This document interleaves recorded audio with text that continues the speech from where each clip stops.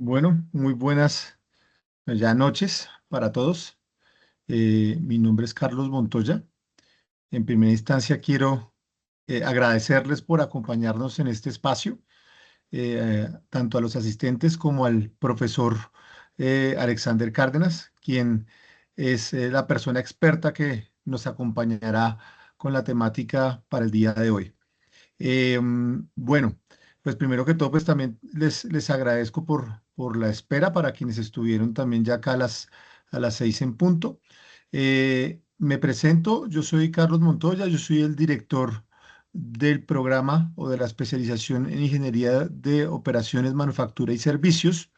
Y pues para mí es un placer introducir al profesor Alexander Cárdenas. Alex ha estado con nosotros apoyándonos en asignaturas tanto de pregrado como de posgrado ya desde hace varios años.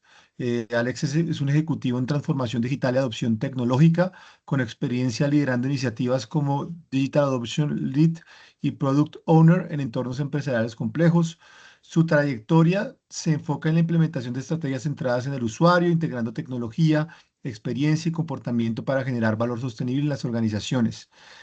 Ha trabajado en la articulación de procesos de cambio organizacional, innovación y optimización de la experiencia del cliente. Es un profesional en ingeniería industrial con maestría en Supply Chain Management y Analytics, con formación complementaria en instituciones como MIT, IFP School, Universidad de los Andes y en la Pontificia Universidad Javeriana. Pues Ares cuenta con diferentes certificaciones relacionadas con temas de metodologías ágiles, ciencia de datos, compras sostenibles, planeación estratégica, fortaleciendo su enfoque integral en transformación empresarial. En nuestra especialización de Ingeniería de Operaciones, Manufactura y Servicios, Alex ya lleva un buen tiempo apoyándonos en la asignatura de redes de suministros ágiles. Es una asignatura que creemos tiene un componente novedoso en contraste a las asignaturas tradicionales de supply chain. Y el día de hoy es que la idea es que en esta sesión de hoy, pues Alex nos dé como un abrebocas de las temáticas que aborda en su asignatura. Entonces, pues no siendo más, le doy la palabra a Alex. Eh, Al final de la sesión habrá espacio de preguntas tanto para Alex, si quieren profundizar en cuanto a inquietudes que surjan en función de la masterclass del día de hoy, y también en caso de que tengan inquietudes respecto a nuestro programa, pues también habrá lugar para que las podamos responder. Adelante, Alex. Perfecto, Carlos, muchas gracias. Bienvenidos a todos y gracias por acompañarnos en esta tarde, noche. Como decía Carlos, vamos a tener un espacio de aproximadamente unos 40-45 minutos para que hablemos de redes de suministro, pero desde un enfoque de la agilidad. Y cuando uno habla de redes de suministro con un enfoque en la agilidad, estamos hablando fundamentalmente de un marco base donde están las cadenas de abastecimiento, las cadenas de suministro, pero altamente impactado por lo que es la tecnología hoy en tiempos de inteligencia artificial, ¿sí? Entonces, vamos a tener algunas reflexiones en cualquier momento. Por supuesto, al final, como decía Carlos, pues preguntas puntuales que tengan, pero yo en algunos espacios pues voy a como a hacerles algunas preguntas como para que ustedes me cuenten desde su perspectiva, de lo que ven en sus empresas o incluso desde esas expectativas que muchas veces tenemos en el mundo corporativo. ¿Listo? Entonces, pues, eh, para ir guiando el ejercicio, pues les voy a compartir mi presentación. Como les digo, en cualquier momento, si tienen alguna inquietud, pues quedo súper atento. ¿Me confirman, por favor, si pueden ver mi presentación?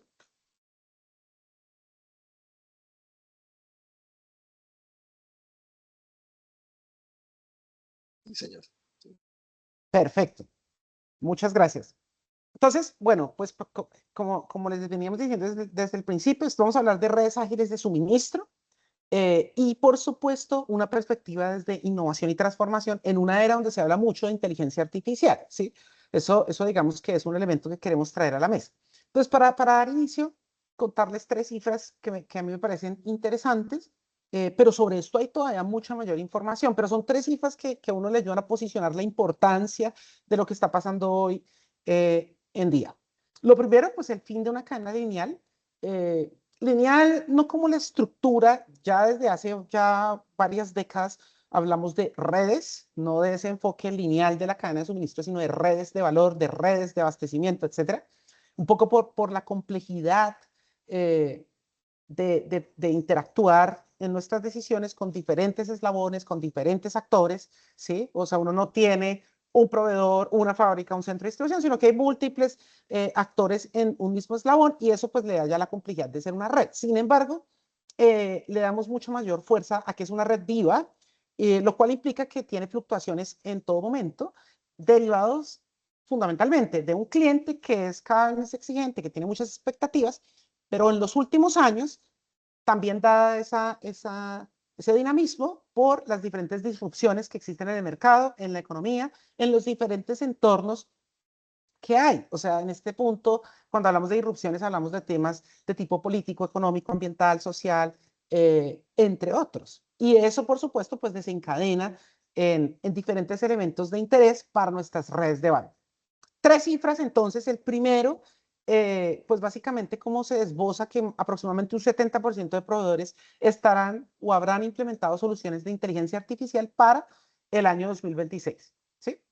Acá con esta primera cifra, entonces quiero decirles, y de pronto esto que les voy a decir es conocido para muchos, pero de pronto no para todos, entonces contarles que la inteligencia artificial no es un invento de hace 4 años, de hace 5 años, cuando empezamos a escuchar de manera masiva el auge de ChatGPT, ¿sí? Eso sencillamente es como en el mercado se colocan, digamos, los modelos GPT y pues obviamente como estos tienen impacto para diferentes tipos de usuarios, pues esto generó como ese boom de la tecnología, de muchos early adopters, de muchos late majority adopters, ¿cierto? Entonces hoy en día existe una percepción de que la IA es exclusivamente asociada a lo que tiene que ver con IA generativa, ¿no? Llámese Gemini, ChatGPT, DeepSeek, entre otros. Pero no, de hecho, el grueso de la inteligencia artificial, aunque esa es una capa, no está ahí, está en elementos de los cuales desde hace ya varias décadas se ha venido trabajando. Por ejemplo, lo que es la modelación matemática de problemas combinatorios. Ahí hay, digamos, mucha inteligencia artificial. Y cuando eso se estudia, pues se encuentran diferentes algoritmos y mecanismos para poder resolver, digamos, desafíos del sector productivo. Y muchos de esos desafíos están en nuestras redes de suministro, ¿sí? Entonces, por eso esa conexión genuina. Ahora, lo que vamos a ver hoy es que con muchas de esas capacidades de la inteligencia artificial se están habilitando, digamos, nuevos mecanismos para atender y responder a desafíos que estaban latentes, ¿no? Y como el contexto cada vez es más álgido, con mayor variabilidad, pues obviamente es una buena herramienta, digamos, una buena temática con muchas herramientas para dar respuesta a estos desafíos. Entonces, la primera cifra es el 70%. Luego también esta cifra que es bien interesante, 23 billones de dólares es bastante, ¿cierto? En un valor, es decir, generación de valor a razón de las cadenas de suministro, ¿cierto? Por usar la IA. Esto, dicho de otra manera, es 23 billones de dólares por mejores decisiones en las redes de abastecimiento en los diferentes sectores industriales, ¿no? Entonces eso pues es muy llamativo. Y el final, que no deja de ser menor, pues como hay una reducción en esos quiebres de inventario, ¿cierto? Solo por uno de esos algoritmos que hacen parte de la IA, que es el aprendizaje de máquina, ese machine learning, ¿no? Pero así como está acá en la reducción del inventario, pues también existe en otro tipo de métricas. Por ejemplo, en el tiempo en el que yo llego a mis proveedores, en la reducción de esos lead times, o por ejemplo, en las tasas de cumplimiento en mis niveles, en mis modelos de inventario, o por ejemplo, en la confiabilidad de los elementos que yo entrego en los diferentes canales de distribución. O sea, hay varias métricas y de todas esas métricas eventualmente pueden tener mejoras a través de la implementación de diferentes esquemas de tecnología. Hoy vamos a hablar bastante de IA, pero también yo les voy a mencionar otro tipo de tecnologías y algo que me parece importante para que tengan presente en esta conversación en la que estamos en esta tarde, es que al final yo les voy a compartir un código QR donde hay diferentes fuentes de consulta, ¿sí? Aproximadamente unas 90 fuentes de consulta que fueron la base para esto que yo les estoy contando. Es decir, esto no es información que yo llegué y saqué debajo del sombrero, sino que hoy día se hace mucha investigación en estos temas, ¿sí? Investigación básica, investigación aplicada. Porque curiosamente, pues la cadena de suministro, nuestras redes, son un escenario propicio donde hay diferentes desafíos y donde podemos pues aplicar todos estos temas de modelación, de implementación de tecnologías para maximizar el valor. ¿Listo? Entonces, al final, pues les entregaré como eso para que ustedes pues, puedan realizar consultas eh, a discreción de acuerdo a sus intereses. Entonces, hasta aquí una pequeña pausa. Me gustaría, digamos, escuchar a una, dos personas que nos quieran compartir esto. La pregunta es, ¿qué disrupción inesperada expuso alguna fragilidad en su empresa en los últimos 2 años? ¿Sí?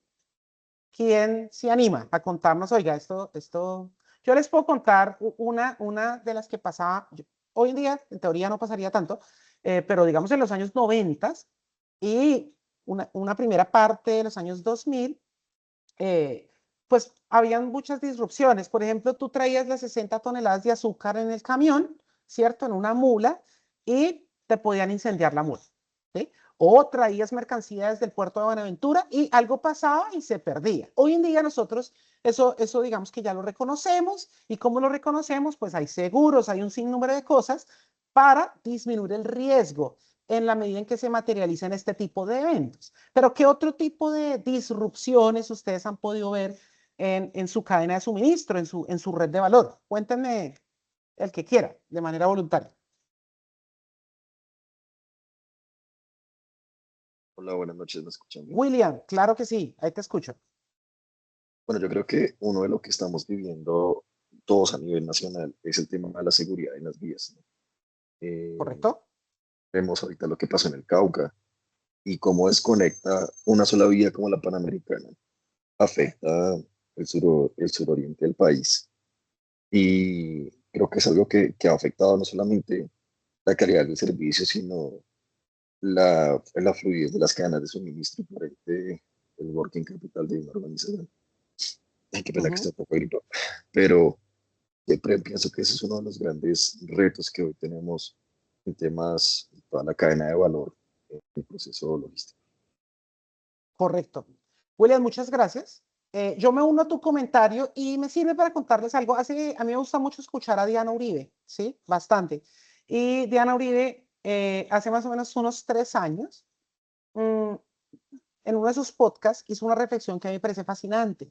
Y es que en un mundo donde creemos que todo es digital, que todo se mueve a través de Internet, en realidad, y eso uno lo ve cuando trabaja en logística, en realidad el mundo es físico, ¿sí? O sea, si te bloquean el canal de Suez, el mundo es físico. Automáticamente tú empiezas a ver el retraso de contenedores, que se elevan los costos de los fletes, ¿cierto? Que hay desabastecimiento, que cambian los modelos de inventario, entre otras cosas. Eso se ve automáticamente, no importa, digamos, que tú tengas el sistema de ERP en la empresa, etcétera. No, el mundo es físico, sobre todo cuando uno trabaja con logística, ¿sí? En las cadenas de suministro, muy asociado a lo que tú dices, digamos, del tema de las vías. En Colombia pasa mucho, ¿no? Tengo la Panamericana, tengo la Ruta del Sol, y cualquier disrupción, pues mientras yo no tenga elementos complementarios que mitiguen ese riesgo que se materializó, pues eventualmente genera una disrupción. Ese es un ejemplo muy, muy interesante que de hecho en las últimas semanas pues lo vimos también materializado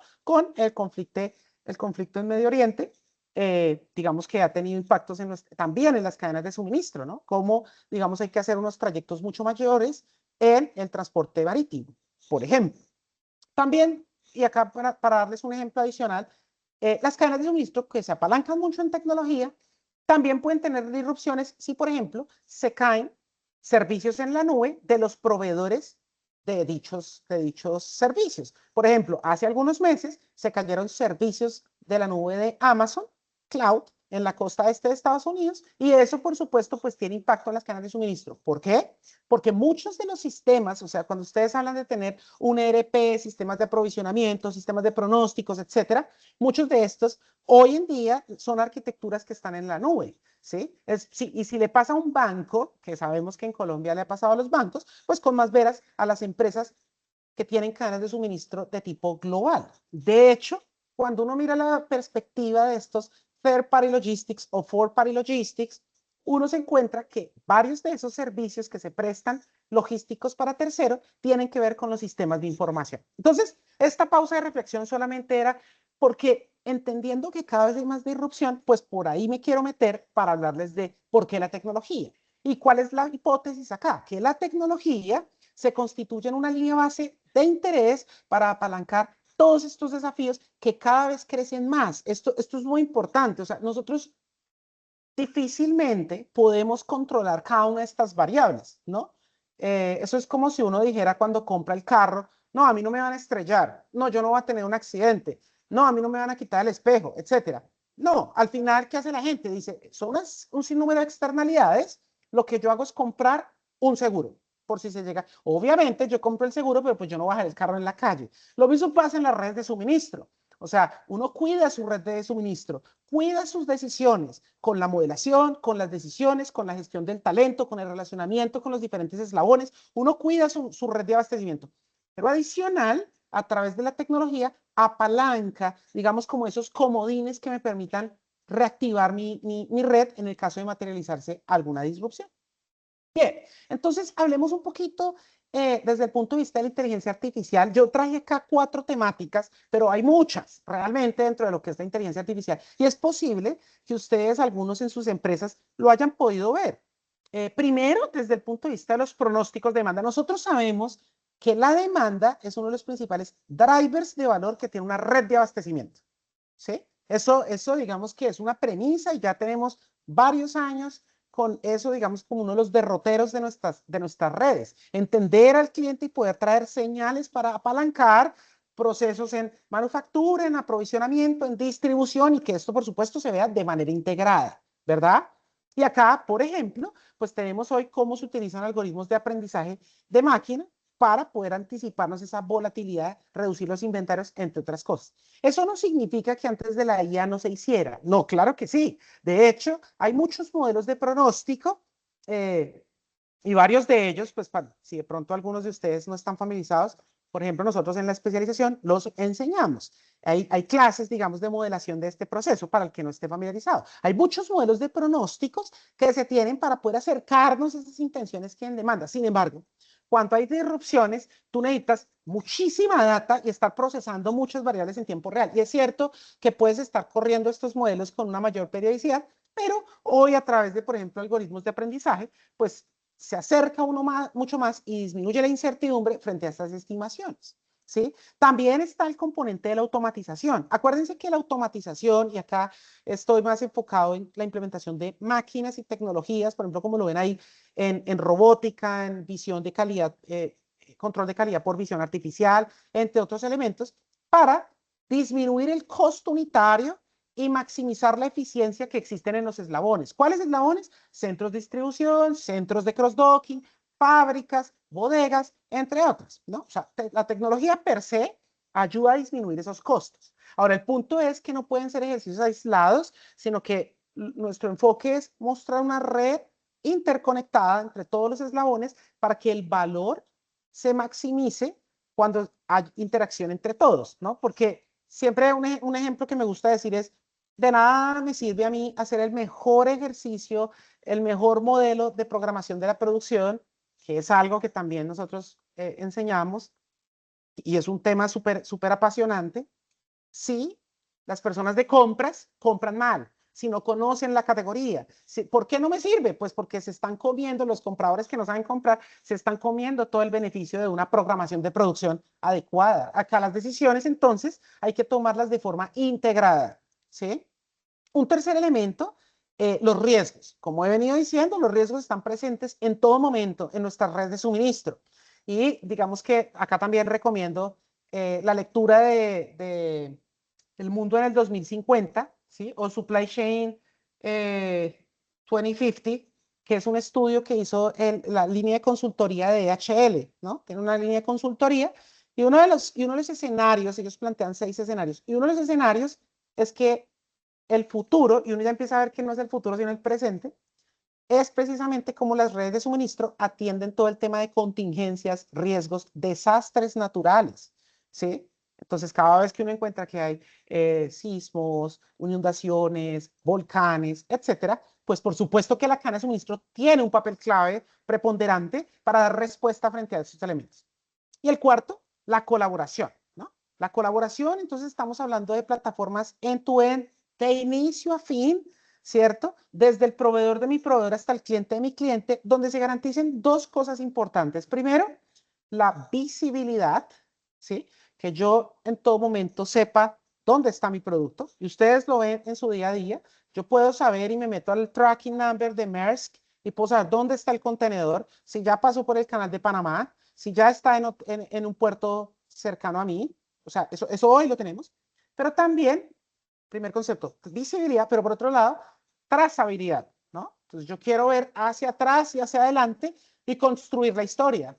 Y eso también se puede hacer a través de la tecnología. De hecho, ahorita más tarde voy a mencionar una tecnología que tal vez muchos han escuchado, que es la tecnología de blockchain. Y la tecnología de blockchain se apalanca precisamente para buscar la trazabilidad. ¿Listo?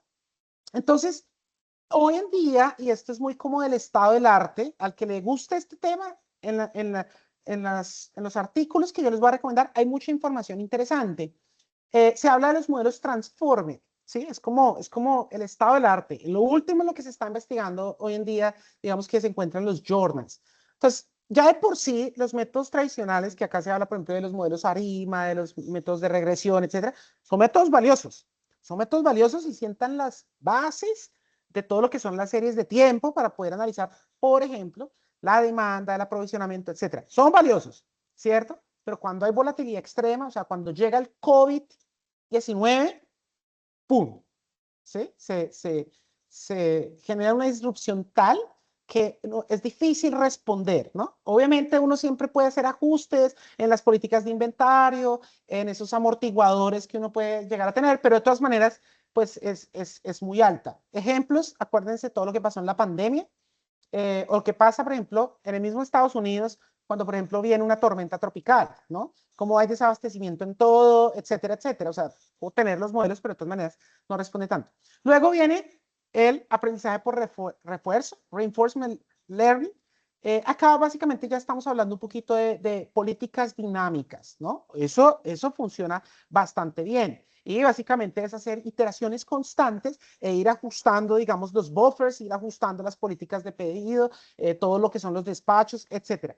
Sin embargo, y ojo con lo que está abajo, computacionalmente, pues es costoso, ¿sí? Aunque pues las personas lo pueden automatizar, etcétera, etcétera, pero acuérdense que cuando hay caos, es decir, cuando hay disrupciones, el tema no es correr el modelo, el tema es las actualizaciones de los modelos, porque hay nuevas restricciones, porque hay nuevos parámetros, porque hay otras variables, entre otros elementos. Entonces, eso es lo que hablamos de que puede ser costoso computacionalmente, ¿sí? Frente al caos. Todo esto es frente al caos, porque acuérdense, mi premisa y mi hipótesis es que cada vez tenemos un escenario de alta incertidumbre. Y en eso, pues digamos que nuestros países latinoamericanos, pues tienen la ventaja, ¿no? Y entonces, ¿en qué está el estado del arte? En lo que se conoce como arquitecturas transformer. ¿De qué estamos acá hablando? Estamos acá hablando de, con modelos de inteligencia artificial, poder modelar dependencias temporales que tienen una altísima complejidad, ¿cierto? Pero que a su vez tienen una característica que es muy interesante y es que pueden ser escalables de manera masiva. Es decir, yo puedo hacer una modelación compleja para diferentes escenarios en la producción, pero eventualmente puedo desde ahí sentar una línea base para extrapolarlo a otros sites de manufactura, por ejemplo, o estoy en un centro de distribución, pero puedo desde ahí lanzar hacia otros nodos de mi red, ¿sí? ¿Qué pasa acá? Pues que hay muchísima modelación entre cada una de las fases, pero también en interacción con los otros eslabones que tiene la red de suministro. Esto como les digo, se está investigando mucho, hay algunos casos aplicados, pero se ha comprobado que tiene una muy buena precisión cuando hay altísima variabilidad, porque, y un poco para hablar de las premisas, lo que está pasando con la inteligencia artificial es el procesamiento en tiempo real de un gran volumen de datos, ¿sí? Y el escenario de las redes de valor, el escenario de las redes ágiles de suministro, es un escenario donde se producen millones de datos por unidad de tiempo, ¿sí? ¿Por qué? En razón a la visibilidad y la trazabilidad. Y si a eso le suman todos los eslabones, pues eso causa, digamos, un tema bastante interesante. Entonces, estas arquitecturas transformers lo que hacen es modelar escenarios donde hay un gran volumen de datos, ¿sí? Y un poco acá también para que se lo lleven, que no lo había mencionado, Mencioné que hace 4 o 5 años entonces se habla de la inteligencia artificial generativa, de que ChatGPT, etcétera, etcétera. Pero, y acá les dejo para que ustedes también en su rato libre lo hagan, yo lo recomiendo mucho. Las bases de la inteligencia artificial son de los años 70 y entre los 70 y los 80, ¿sí? Lo que pasa es que en los últimos años se ha habilitado mucha capacidad computacional de almacenamiento y de procesamiento en paralelo. Si a alguien le interesa esto, hay una empresa que es ahorita la más grande del mundo que se llama NVIDIA, la que hacía o hace las tarjetas gráficas para videojuegos, etcétera. Bueno, esa